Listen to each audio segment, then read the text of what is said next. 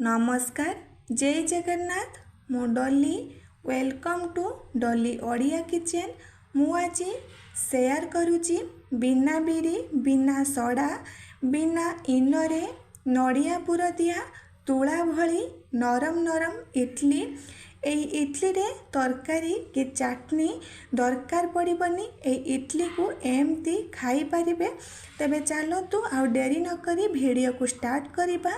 मु गोटे छोट बाउल गोटे बाउल बा 200 ग्राम सुजी नहीं तापर एठी मु 400 ग्राम चाउल रे कुटिकी चूना बाहर करी नहीं आ चूना को फैन रे भल भाव सुखई नहीं।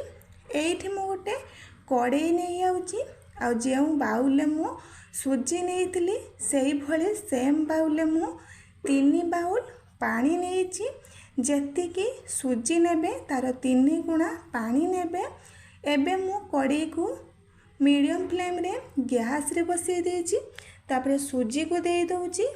चटू बा खुसुणी साहाय्य सुजी को एमती गोलई नबा नले सुजी गुड़ी गुड़ी हो जिवो। मीडियम फ्लेम रे 2 ରୁ 3 मिनट सुजी को घांटिला परे सुजी गाढ़ा हो आसिलानी।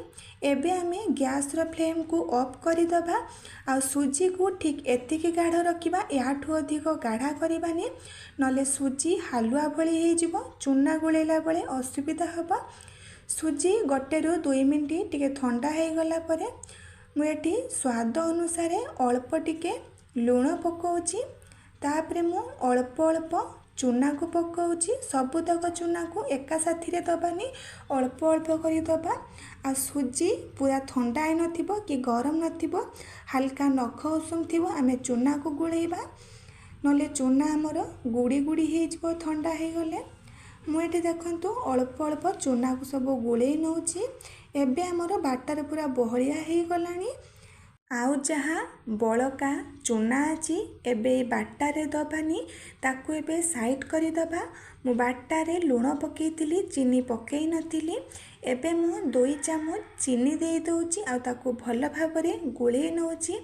चीनी पकईले बाटर आउ टिके पतला हो जिवो। मुझे जहाँ भी बड़का चूना रखी ताकू दे दउची आ ताकू भल भाव गोले नौची। बाटर भल भाव गोले गला परे एबे हमर बाटर पूरा रेडी हो गला। ए बाटर को आमे 2 घंटा पाई एमती रखी दबा कभर करबानी न बाटर हमर बहुत खट्टा हो जिवो। एठी सोडा कि इनो बिल्कुल भी दरकार नहीं। बाटर को रखीदे मुझे गोटे बड़ साइज नड़िया को कोरी आनी। एठी मु अधा बाउल बा 100 ग्राम रो गुड़ नहीं आपण चीनी भी नहीं पारिबे। एबे गोटे कड़े नहीं आउची आ गैस रो फ्लेम को मीडियम करी नड़िया आ गुड़ को दे दउची। एबे हमें इडली पाई पूर बनेबा आ मीडियम फ्लेम रे एमती कन्स्टांटली ए नड़िया पूर को एमती चट्टू बा चामच साहाय्य ताको एमती भाजी चलथिबा नले पूर आमर तलपटू लागी जिवो। मीडियम फ्लेम रे 2 ରୁ 3 मिनट मो पूर को एमती भाजिला परे एबे आमर पूर पूरा रेडी हो। एबे गैस रो फ्लेम को ऑफ कर दबा आ ताको किछि समय ठंडा हबा पई छाडी दबा। पूरा ठंडा हो गला परे मो हाथ रे एमती छोट छोट गोल करी नौची आ मझी रे एमती टिके चापी नौची।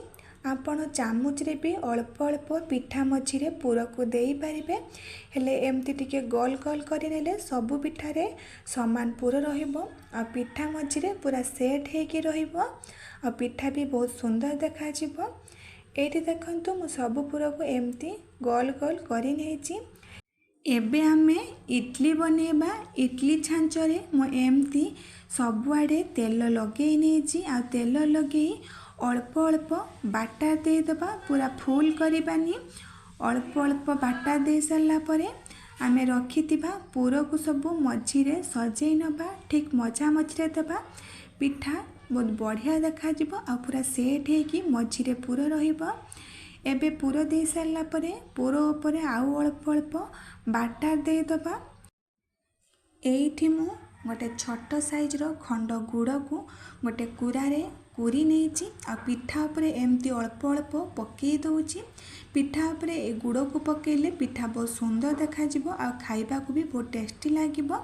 मु सबु छांच को सजे नहीं आगु जो छांचटी सजी ताकू हांडी भितर दे देइथिली एबे आउ दुईटी जाक छांच को भी हांडी भितर दे दउची आउ ए इडली को मीडियम फ्लेम रे 7 मिनट पई कभर करी नउची। एबे 7 मिनट पर इडली को चेक करी नबा चामच बा छोरी साहाय्य चेक करिबा। मुझे गोटे चामचर पछपटे इडली को एमती चेक करी नउची चामचर पछपटे किछि भी लागिनी इडली आमर भल भाव रेडी हो एबे आमे इडली को बाहर करिबा। देखंतु इडली केते बढ़िया से बाहर आसुची आ केते बढ़िया तुला भरी तुलतुलिया नरम हेची।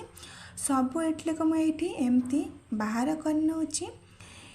आशा करुची भिडियोटी भल लगी भिडियोटी भल लगी भिडियो को लाइक करेंगे भिडियो रे जो माने नुआ अच्छा चैनल को सब्सक्राइब करदेवे। रहिली नमस्कार जय जगन्नाथ।